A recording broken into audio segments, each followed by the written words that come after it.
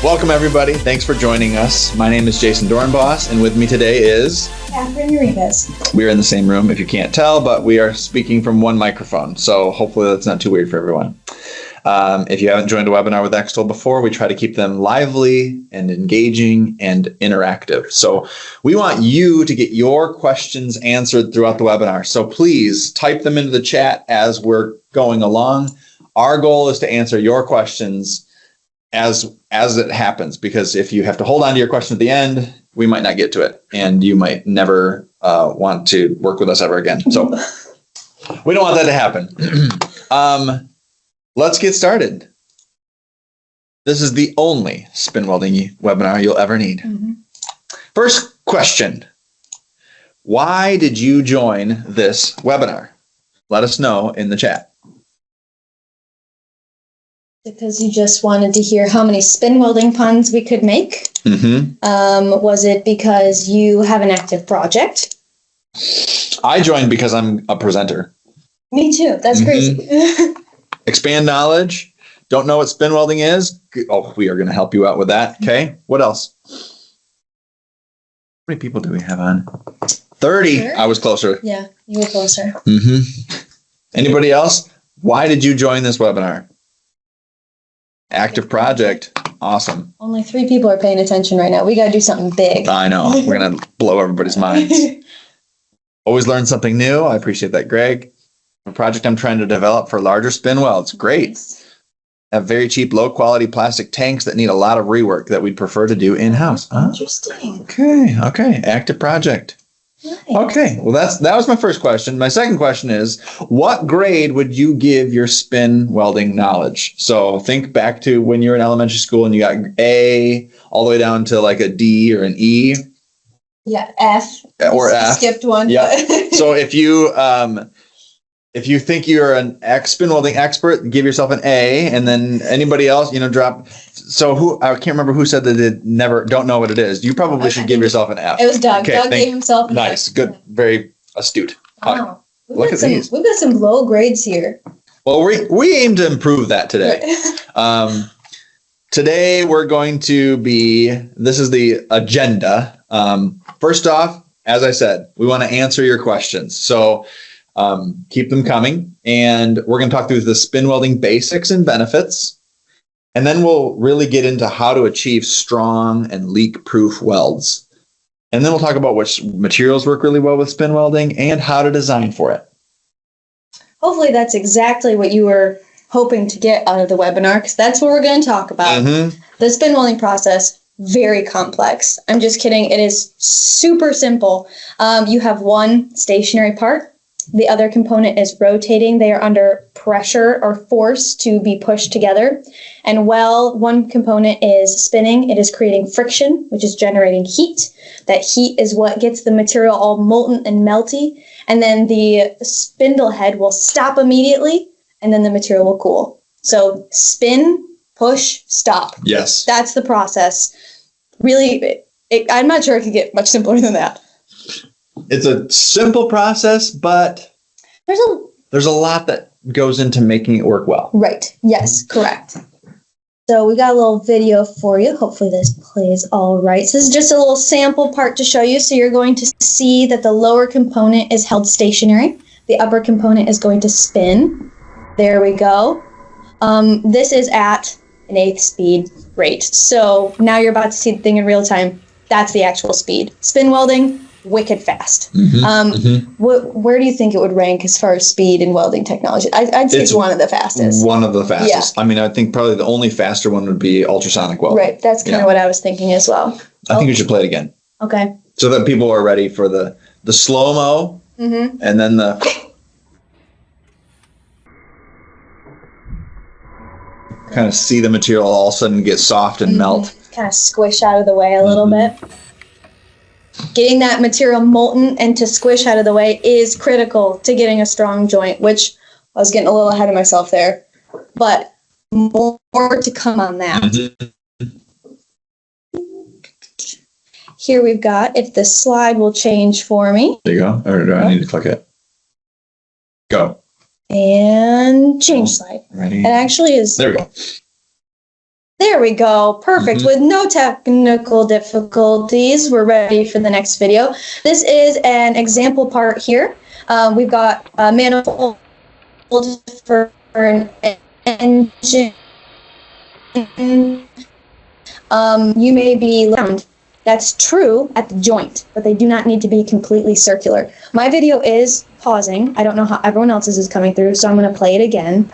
But the key thing to note here, like I said, is that the whole geometry of the part doesn't need to be round, just where the joint is. And then the spin welding technology also allows parts. Jason, can you hit the video again? So this little 90-degree elbow, has a specific location. It needs to be welded to a specific angle. And the spin welder has the ability to stop on a dime and keep that tolerance tight to maintain that positional alignment requirement. How are the videos playing for everybody? I mean, they're probably a little bit choppy, but maybe you can still kind of get the gist, hopefully. I've seen the video probably 10 million times, so I got the gist. Is anyone else having trouble understanding or getting the video? Okay. Audio cutting out, quite choppy. Wants to see it one more time? Choppy video and audio. That's not good. We don't want that. Maybe we could. Here, let me. If I give you. Let me Let me see if I can fix the audio. I'm glad people are saying that we're figuring this out now. So let's see if this makes it any better. I just changed a setting and maybe it'll be better. Now. Sweet. Okay, cool. Teams, your noise suppression is garbage. Okay. Should we hit the video a third time just to give people one more a chance? All right. One more time. Engine manifold for anyone who's cutting out. Loaded part that has a directional elbow on it. The joint needs to be circular, not the whole part. Man, that is playing so much better on my end. That makes sense. All right. Then I'll be clicking. All right, perfect. No, we're not going to do it a fifth time. Equipment configurations. So we've got a couple options for the spin welding technology. At its core, the technology stays the same between the configurations, but we've got options. If you have ever worked with Extol before or joined our webinar, I feel like that's something that always comes up. Whatever the core technology stays the same, but whatever you need, we will evaluate whether or not it's something that we can support. So on the left here, we've got a standalone configuration machine. Just a reminder, Extol spin welders are drive servo driven. So we've got some guarding around the equipment to protect operators, but in its essence, I don't have laser pointer privileges. I got you. Perfect. In the center of the machine is where that spin welding column is. So that's the piece of equipment that's actually doing the welding, doing the movement. Everything else, if you want to add a task light, if you want to add a fan, there's a little barcode scanner shown on this piece of equipment, a height adjustable base, a stationary base, all that good stuff. That can be picked and chosen by you to meet your needs. But inside of this is that, correct. Yeah. So on the right side of the screen is kind of the stripped down version of the technology. This is made more for an integration style package. In the past, we have not had such a stripped down version for specifically integrators. So this is much more made as a puzzle piece to fit into a larger line, whereas the picture on the left is a standalone operator loaded piece of equipment. So you could imagine a part that might have more than one thing that needs to get welded onto it. And you could have a custom machine where you've got one spin weld head over here, one spin weld head over there, and both of them are doing their weld simultaneously on that common lower part. And then another thing that we've got on the Extol spin welder is home screen process monitoring. So all the things that you can see for every process, every time you hit that opto, are some of those critical kind of parameters or things you want to watch for that we were talking about. Yes, one part's spinning and they're being pushed together. It's a very simple process, but being able to, the first thing on the list, monitor that Z position, making sure that you're actually getting the right amount of collapse between the components. Yeah, it's one thing if you spin them together, but spinning them together, not displacing any of that material, isn't going to give you a strong joint. The next thing is the spin velocity. You can see based off this chart that the spin welder, man, that sucker speeds up quick. And then also comes to a very rapid stop, which is so critical for spin welding. If your spin welder is casually slowing down, that material's cooling while the welder's spinning down. So you're not just breaking all of those good chemical bonds that you were forming from that heat, all just in the slowdown of the equipment. So that rapid start and stop, very important. Very important. Then we've got the monitoring of the force in the Z direction. Again, super important. Another way that you can set up pass-fail criteria.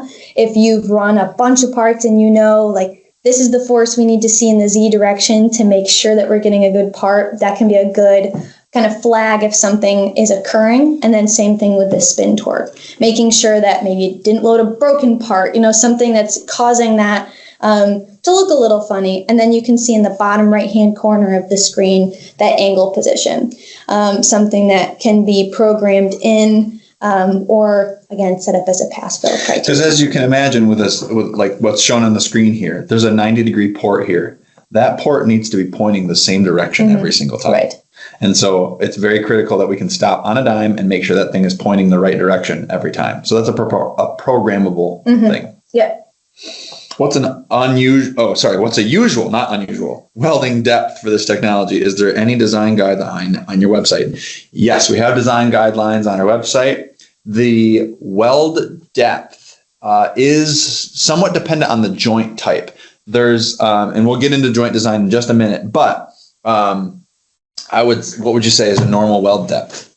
Oh, a millimeter or two? Yeah, upwards to like 1/4 of an inch if you have the right joint. If you had a really large part, it all depends on the size of the part, the diameter, the part tolerancing. If you have a part that looks like a potato chip, which let's be real, plastic does that, you're going to need more interference between the components to make sure you're getting a good amount of weld. It also depends on what your strength requirement is. Yes. If it's just to stick the two things together, you don't really need an overly robust joint, but if you have a high burst requirement or something like that, you're going to want more material overlap. What was the other question?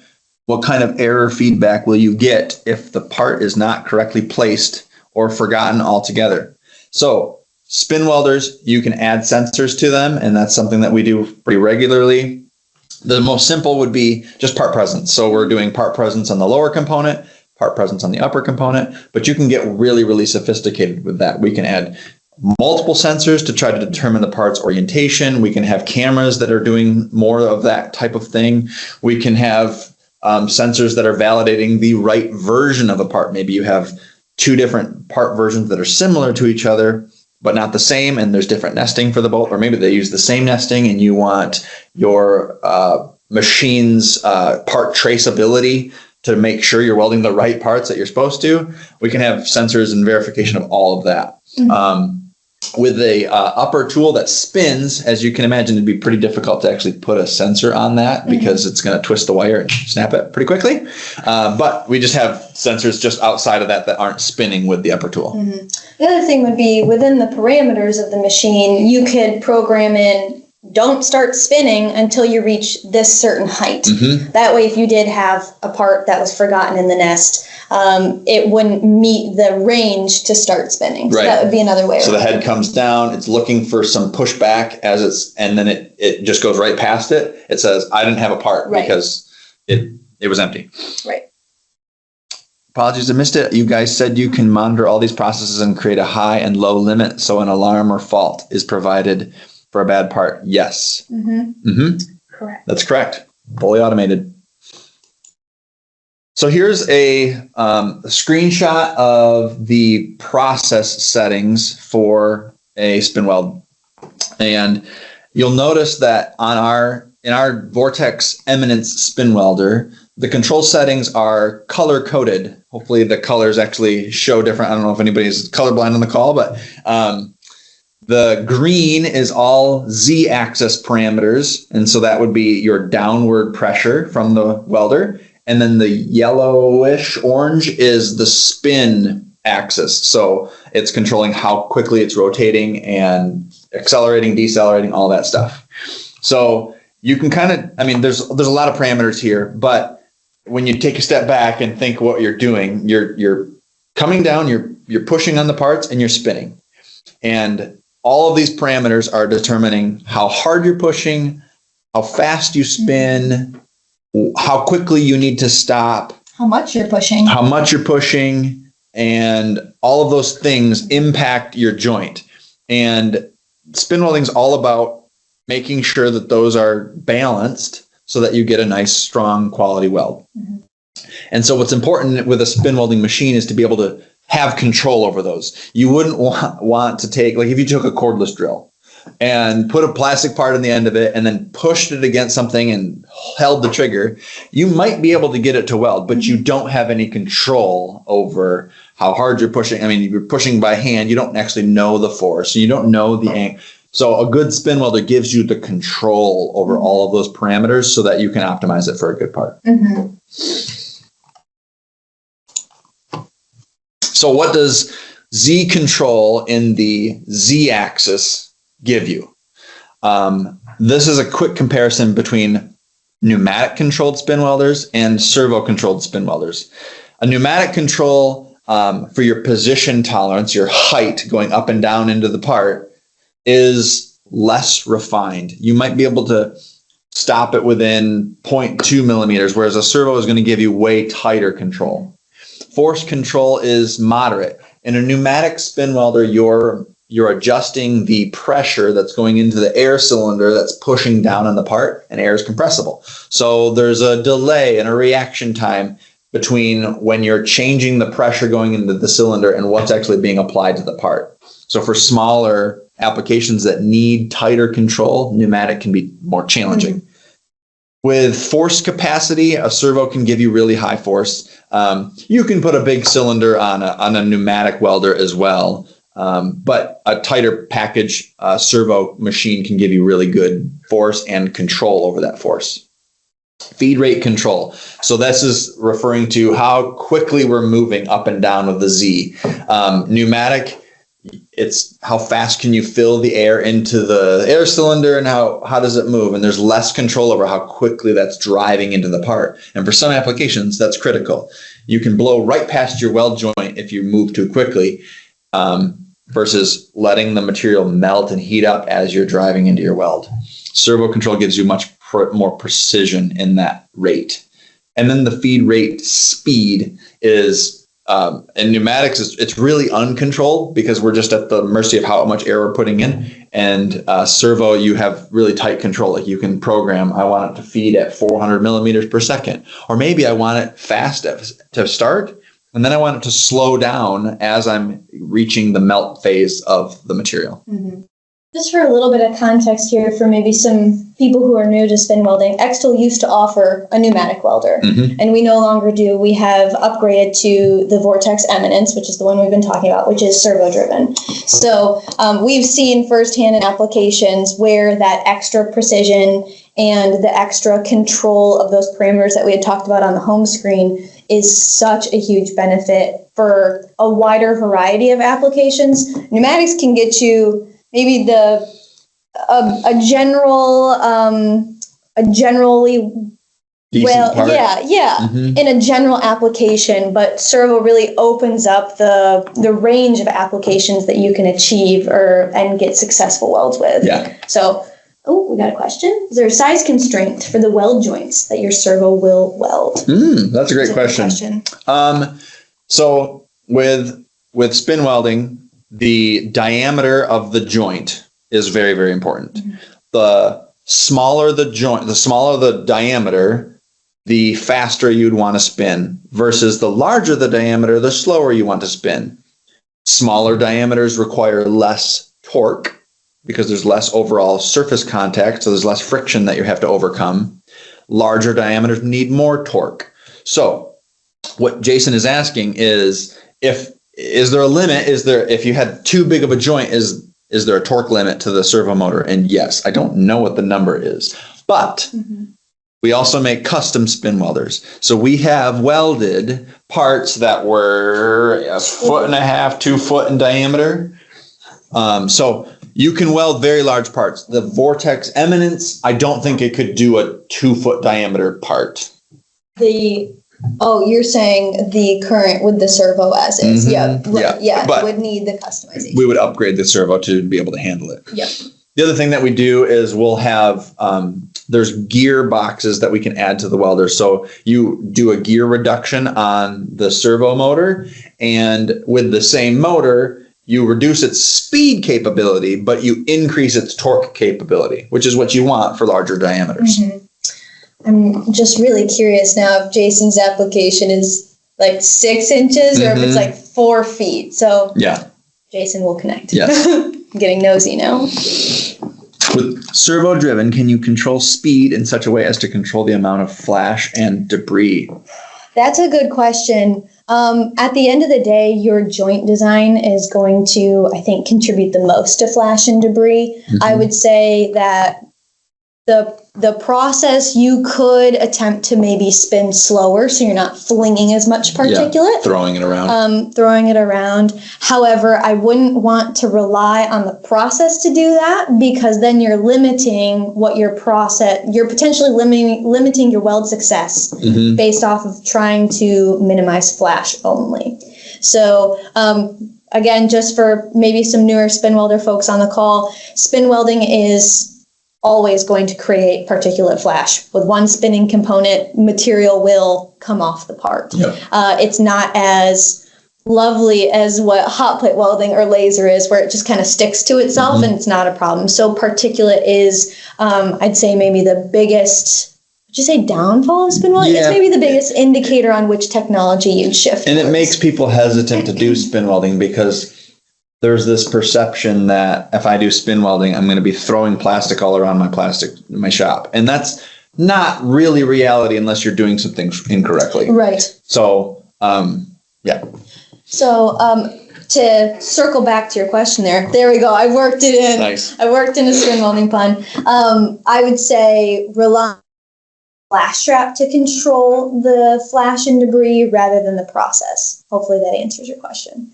And then we've got a question from James about material types, which I believe there's a whole slide for that. Yeah, one more slide and we'll get to it. All right, perfect.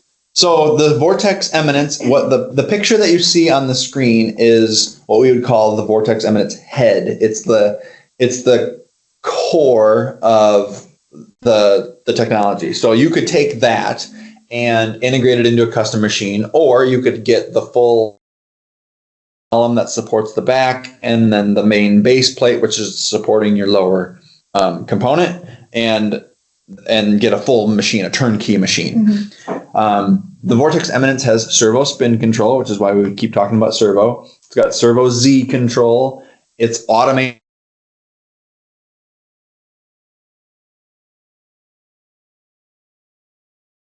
Take it, integrate it into a process, and control it. I'm sorry if you're losing audio. Hopefully, let's just move this right here. Okay. And there's also configurable standalone options. So, materials. Yeah, it's almost like James knew what was coming next. Foreshadowed. So, materials. Many thermoplastic materials are compatible with spin welding. Typically, what we want to look for is amorphous resins. We see a lot of PC, PMMA, lenses, things like that for various industries, consumer products, automotive.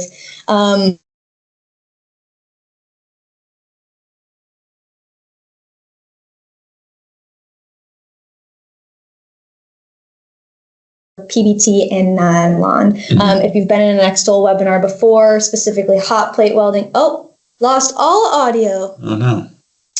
Just when I was getting to the good stuff too. All right. Oh, it's back. Okay. Well, what a roller coaster. This is a whirl of a time we're having right now. And now they're going, hopefully the audio was working for that because it was worth it. We need to upgrade our internet service. All right, so start at semicrystalline. Start on semicrystalline. We see a lot of polypropylene. The other big hitters will be PBT and nylon. If you've been a part of an Extol hot plate welding webinar, you'll know that PBT and nylon are two of the materials that we do not recommend with that technology. So that's where spin welding becomes maybe a good option for that sort of material. Do you have a study done evaluating the amount of debris generated for each material presented? That is a really good question. Not that I know of. Not that I know of either. Because the amount of debris generated is going to be so dependent on the joint design and then the parameters it's welded at, there's a little bit of what would an apples to apples comparison between the materials look like. Mm-hmm. That would be a challenge. In general, though, I love that question. I suspect, I'm speculating here. I don't have evidence to back this up, but from what I know about some materials, like nylon, the glass transition is very sharp, which means it is a solid material and then it's a liquid. And it's very quick between the temperature that it takes to go from solid to liquid.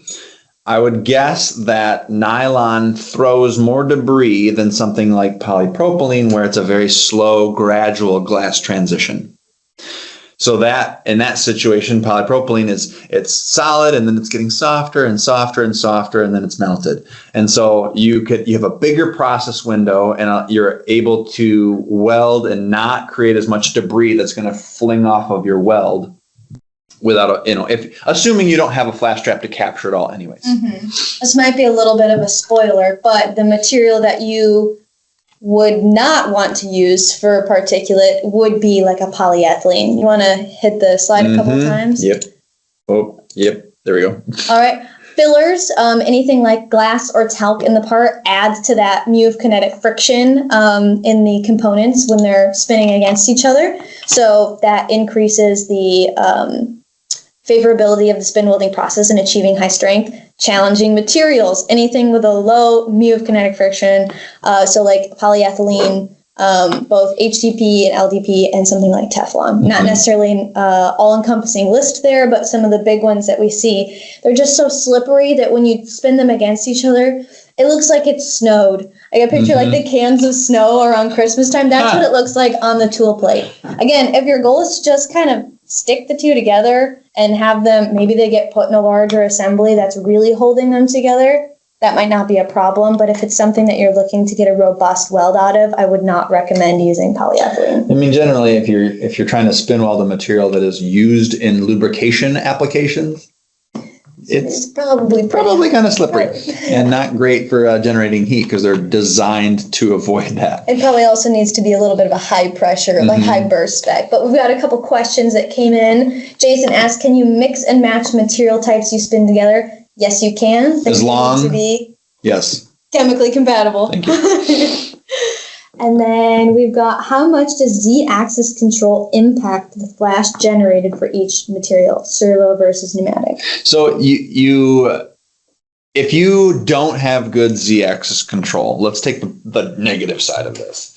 If you are pushing your parts together and spinning and you don't have good control over how far into the part you're driving, you can throw a whole lot more material and create a lot more flash than you really want.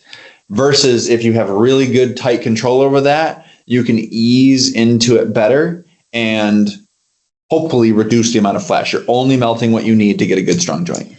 There is, now you got me in the weeds a little bit. There is a function on the Vortex Eminence called variable force welding. Mm-hmm. And so you can actually change the welding force that is occurring throughout the weld process. So that's something that is a servo control that is not present on pneumatics. So you can maybe use that to refine the process a little bit. Like the material gets a little soft, so you start pushing a little less hard, so you're not maybe flinging that material as much. This button right here, right? Variable force profile. Right there. And you click that button, and then you change it along the way. I want to say there's up to 5. You can segment it up to 5. I have not seen an application where 5 has been needed, but it'd be fun to try. We like to overdrive. Right. Yeah, makes sense. Then Brian asked, what kind of diameter range can a single system gearbox cover? That's a really good question. I do not know off the top of my head. I don't either. All right, Brian, we'll get back to you. Good question. Joint design. Joint design.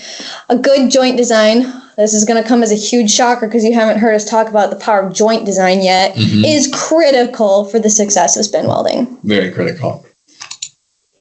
So on the screen here, you're going to see kind of the 3 different general joint designs that we'll see at Extol. I'd say that the most generic, I'm not going to say best, the most generic is the butt joint design, the one on the far left of the screen. Super simple, down and dirty. Then we've got the flange shear that's in the middle.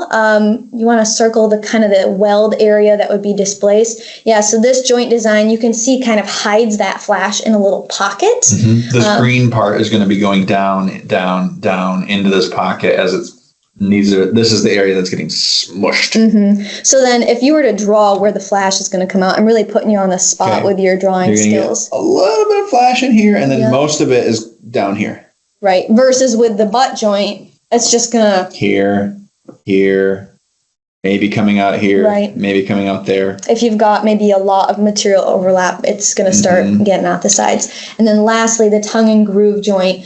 Jason's got some really strong opinions on the tongue and groove is the best spin welding joint on the planet. I think you made a guarantee in a spin weld webinar about the tongue and groove joint. So think about surface area for a second. If you are gluing something or sticking something together, more surface area is better, right?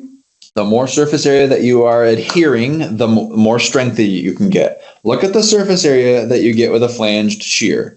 This is where I was saying it depends on your joint design, how deep you go. With a flanged shear, you probably go fairly deep into the weld. And then your surface area is however deep you go. You know, so if I drove down 1/4 of an inch, my surface area is 1/4 of an inch times the diameter of my part, or not diameter, the circumference. Butt joint, it's just this flat. You don't get more surface area than that. You've got this little thin thickness of a rib. Look at the tongue and groove. You get 2, one on each side, plus it's sloped, and it self-locates, it self-centers. When you put these 2 round joints together, and one's a tongue, one's a groove, they find each other. By a show of hands in the chat, who knows that plastic parts warp or aren't exactly to CAD? Gasp. I know, it's shocking, right? So if you're molding a round part, is it really round? It's close, hopefully. But the tongue and groove makes those 2 imperfect plastic parts come together and fit so well. And then you've got good surface contact between the both sides. You don't need much depth. The flash gets caught right here and there. And I just took over the whole presentation. Listen, I'm sold on the tongue and groove joint. You might be thinking, why would anyone ever do anything other than the tongue and groove? That is a good question. We ask ourselves that all the time. Usually, it's because they don't have the real estate. Correct. Yeah. You can see how much wider that area for the groove designed to be, moldable. You don't want those walls to be flimsy. That defeats the purpose of the contact area if they're flexing out of the way. That's where the flange shear comes in. So the flange shear, not as good as the tongue groove, but it's pretty good. It's all right. I think we would all advise away from the butt joint at all costs. So I have seen applications where we were trying to spin, the part had a butt joint, and we were trying to spin weld. What you find is you get a very small process window. You probably can get them to weld. But that took me a second. That was good. the process window is so small. So like if the parts change a little bit because molding variability, you might get some parts that leak, and it's just kind of random. Like, we get a 20% fallout rate, that parts that don't quite seal as well as we want, and the strength is okay. And then you literally the same application, we took it, we changed the joint design from a butt joint to a tongue and groove, and it's like you couldn't buy a bad part. Like it would just weld good parts all of the time. It never leaked. It was always strong, and you could change the process parameters until you're blue in the face, and it just always welded. So that's why it's the best. One thing I want to say about joint design that isn't necessarily emphasized on this screen is how the presence of hard stops, meaning cold material touching cold material, will affect your weld joint. You can have the most beautiful tongue and groove design ever, but if you have, I don't know if you can maybe sketch something in real quick. Bloop. And it won't let me zoom. That would have been really cool. So if this was out here, Yep. And so you've got that cold material touching that cold material, because remember, all your molten material is within that tongue and groove. If those two are hitting, that's going to take the force off of your beautiful molten material and instead put it in a hard, rigid plastic. So you it's going to create all kinds of flash. That's true as well. Yeah. So, and probably also warp it a little bit because, anyways, I was getting in the weeds again. So just know too that hard stops are going to be a concern with this technology if the joint design is not proper. So just be aware of that as well if you are maybe having some issues with a spin weld project right now. We've got a couple questions that came in. Greg says, that moved and I lost my spot. Without a flash trap of some sort, tongue and groove will create more flash. Yep, because you got more area. So make sure you get a wall there. Right. And then same rules applicable for steel and aluminum welding. That is a really great question. Do you? Don't know. Yeah, I don't know either. I've seen videos online of people taking two metal parts and spinning them. I assume it works because it's physics. Right. And there are companies that do it. And you get it hot enough and it welds. But we're not metal welding experts. We're plastic welding experts. Exclusively plastic. And you might need to upgrade your plan for recording meetings. Okay. Oh, is that what that is? Any other questions about joint design? We've listed 3 here. There are all kinds of variations to this. If flash doesn't matter to you, like if it, then your joint can be very, very simple. That first video that we showed where it was slow motion and then it did the real time speed, that was a butt joint with no flash trap at all. And there was some flash. In fact, I'm going to go back to that image. There's some flash, but I mean, that's not crazy. Now, but if you notice closely, like there's a piece over, you can't see my mouse. There's like little debris on the tooling and stuff like that. Like maybe that's okay for you. Maybe it's not. Right. That's a very simple joint. These are polypropylene parts that are shown right now. One thing I wish the video would have shown is after the fact, if the parts were taken out and someone tried to break it. Yeah. Because that's not bad for flash at all. This part is, how big do you think this part is? 1.5 inches in diameter? Yeah. It's a pretty small part, so that is not a lot of flash. But what's the strength look like? That kind of get the whole picture, right? Yeah. Yeah. Is the top part warped slightly from the tooling pin? Oh, back to that picture. Let's see. It might be because it's also simple to. Yes, right there. Because they're soft polypropylene parts, and I think what he's talking about where it's kind of this right there. Yeah, even on the bottom too, and here. Yeah, these parts are some purchased components that we drill holes in to match the pins in the tooling. So maybe someone just didn't size up the bit correctly. Yep. Any other questions before we jump off of joint design, spin off of joint design? Yeah, I was trying to think of one too. We're going to roll away from this. Whirl to the next topic? Yeah, I think. Okay. If you think of one, you just drop it right in there. We stunned them. Yeah, if you've got any other questions about spin welding, feel free to drop it in the chat. Otherwise, when the recording goes out, feel free to reply to that. We can have a much more personal conversation, talk specifically about your application. But if you haven't worked with Extol before, our goal is to solve your complex manufacturing challenges. We find that in the industry, there are kind of 2 different sectors maybe per se. We've got people with plastic welding expertise and then people with custom automation expertise. Plastic welding providers don't necessarily do super weld custom solutions. They want your part to fit in their box. If it doesn't, that's a you problem, not a them problem. And then custom machine builders have expertise in so many areas that it makes it hard to focus specifically on the chemistry behind the plastic joining. So they might not necessarily have that deep technical knowledge about monitoring the Z-force and the importance of that, all that sort of like nitty-gritty detail. Where Extol comes in is we are the best of both worlds. We give you a configurable plastic welding solution that is optimized for performance. I did see a question come in the chat, so I'm going to take a pause real quick. Can you spin weld a double joint? Jason, fantastic question. What are your thoughts? It all depends on how close the 2 joints are to each other.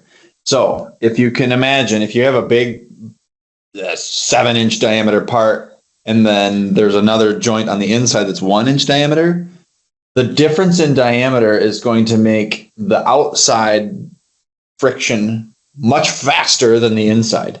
And so in that scenario, it probably wouldn't work. But if you've got the two walls close enough to each other around the outer part, then yeah, we've successfully done a double spin weld. I've got a hot take too, and this is going to come as a surprise to everyone. It probably depends on your acceptance criteria.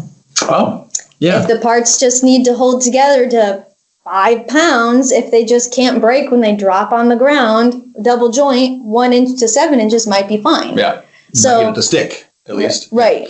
Yeah. So versus a hermetic seal might be way more challenging, or maybe even not feasible. Alternatively, if you're not thinking about two joints on the same side, you could have welding on one side and welding on the other side of the part as well. We've done machines like that where you have a spin welder over here and a spin welder on the other side, and then there's the housing is fixed in the same in the middle. From the sides. Any restriction on holding the moving parts in spin welding?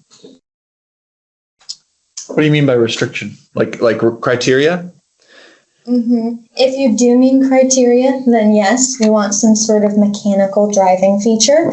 We have used grippers in the past. You just run the risk of marring the part if there's not something mechanical for that spindle to hold on to. Price ranges for the machines you offer. The cheapest low volume option. That's an interesting question as well. For low volume, and maybe everyone defines low volume as a little bit different, but if we're talking something in the low thousands, maybe to 10,000, contract manufacturing might be a better fit for you. We have the spin welder that we've been talking about in-house at Extol, so we could, that way you don't have to purchase the capital, you pay a piece price. I can definitely reach out and talk more with you about that. Mm-hmm. Part shape to be held firmly. Yes. Yep. So ideally, James, is what you want is you want some features in the plastic part to help you drive and transmit the torque. Mm-hmm. So one part's got to hold it to keep it from spinning, and the other side of your tooling is going to spin, and you want to make sure you can. If it's going to spin and slip, you don't want the part to slip in that tooling. So in an application where like the one here where it's a 90-degree port, it's not hard to do that because the port is providing that drive feature so that we can transmit the torque and get it to spin. There are some applications where there's just no feature. Mm-hmm. And then we have to rely on friction in the tooling. And so we've done things like having an inflatable bladder that's got sort of a grippy, like rubberish material to it so that it's going inside of a part and expanding and gripping as hard as it possibly, and it's all friction at that point to try to make sure the part is not slipping against the tooling. It's only spinning on the part. Mm-hmm. But ideally, if you can add drive features, little lugs around the part or pinhole. Yeah, all kinds of different ways to make sure that the part can't slip in the tool. That's what we're going for. Mm-hmm. Jason asked a good question. What method is best for getting good spin weld parts, time, rotation, force, etc.? Fantastic question. I feel like every processing engineer has their preference on which parameters they weld by. Mine personally is welding by collapse. Mm-hmm. I like to weld by collapse. Do you have a preference? I like to do it by rotations. I thought so. Mm-hmm. Yeah. I like to say I want to spin this many times and then be there. Mm-hmm. There's the options are there to do it. It kind of depends on what's most important. Right. Like if you need to hit a certain stack height, then welding by collapse or welding by position, those two are going to control to a certain depth and then stop and do all the other stuff has become secondary to the main goal of hitting my collapse depth. I have never found a situation where we've had to weld by time. I can't think of a single application. Yeah. It's an option, but I would not use it as my go-to driver. Does joint design dictate the recipe creation? Yes, it does. Mm-hmm. Specifically when it comes to the amount of material you want to collapse and target, how much material do you have available before potentially hitting a hard stop, all that sort of good stuff. Mm-hmm. Awesome. Great questions. It's 11:45. That's the time that we have. if there's any other questions that come up, feel free to drop us a line. Let us know. We'll send a follow-up email that has the recording and a PDF of the slides. And if you had so much fun and you want to do this with 5 to 500 of your closest coworkers, we're happy to host virtual webinars specific to you and your company. Yes. We're happy to come in person, do lunch and learns. It could be just about spin welding. It could be about spin and laser. It could be all the above, just a general learning. Drop a note in the chat if you're interested in that and you'd like to learn more about what a in-person training would look like for you guys. Yeah. Hopefully we had you rolling on the floor laughing. That's good. We aim to be comedians here. That's our primary goal. So. Not solving complex manufacturing challenges. Yeah, no. Being funny with spin welding puns. Yeah. If I want to set up a more specific discussion, are you the correct people to contact? Yes. And if we aren't, we'll get you in the right hands. But yeah. Thanks, Brian. Thanks, Jason. Everyone, have a good holiday weekend. Yeah. It's Memorial Day on Monday. Enjoy it, everybody.